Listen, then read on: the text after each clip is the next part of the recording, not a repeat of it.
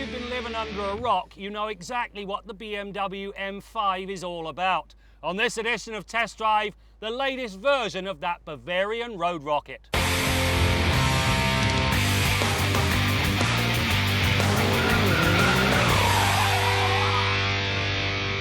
BMW M5 was first shown at the Amsterdam Motor Show in 1984. It's remarkable what a simple letter-number combination has come to signify in such a short period of time. Mention the name and nearly all people instantly know what it's come to represent. It's a seriously fast and adroit road rocket that doubles as a full-on family sedan. The cabin of this M5 is absolutely exquisite. Top-class materials, beautiful leather, two of the best seats you'll find in the industry, and all of the power toys up to and including navigation and a very good audio system. There is, however, a pet peeve, and it has to do with the shifter. When you want to put this car in park, you leave it in gear and turn it off. The car then selects park. Well, most of the time. Sometimes it manages to select neutral. It warns you, but what a palaver you have to go through to put it back into park. I want a park button down here by the gear lever. That way, I can put it in park when I want to put it in park.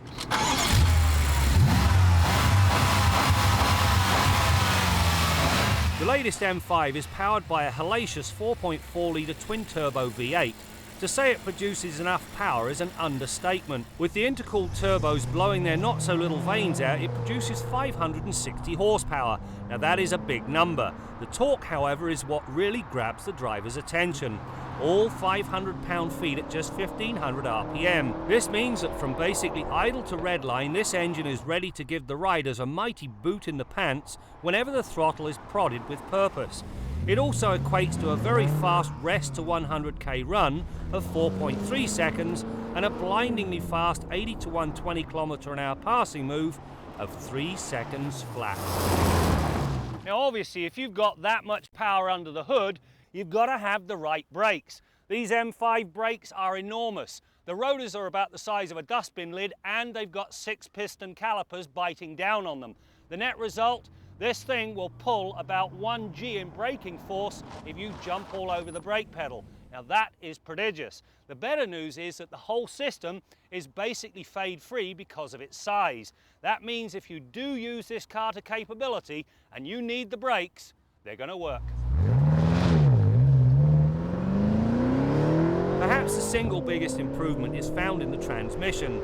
Gone is that wonky single-clutch automated manual in favour of a delightfully smooth twin-clutch design that snicks up and down the gears with silky precision. No herky-jerky operation. Thank goodness. This time around the performance is superb and the shifts are as blindingly quick as they are smooth. This M5 has got multiple personalities and the driver can set it up exactly as he likes. Now to begin with, if I'm driving around town, I have everything in comfort. The engine, the transmission are in lazy mode, the steering and suspension is easy, and the stability control system's on. Now if I decide to ramp things up, you go into iDrive and you can set up this M button. That means that I've now got sport suspension, sport steering, a more aggressive transmission, and I've got the M view in the head-up display. But then when you want to go to a track, quite simply flip it over, select the M2 button. That then engages the MDM or M dynamic mode.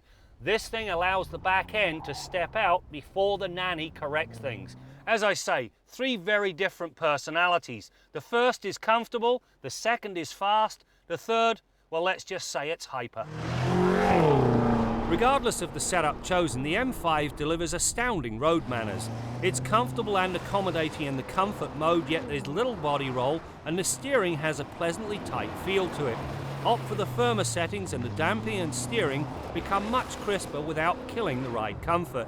It comes together such that keeping the M5 on the driver's intended line is remarkably easy, in spite of the cornering forces it generates when it's pushed to the limit. It is a large sedan that weighs 1,990 kilograms, yet the driver would never know from the feedback and precision of the drive. The M5 has always been one of my favourite cars, and purely and simply because you get 2 very different cars in one delightful package. It is a 5-passenger sedan with enough trunk space and comfort to treat the family well. yet you drop the family off, go to the racetrack, and this car in stock form will kick butt. It is blindingly fast. Now, if there is a bit of a pet peeve, it is that the exhaust note just isn't what I expected. I want more snap and snarl. I think I hear aftermarket exhaust.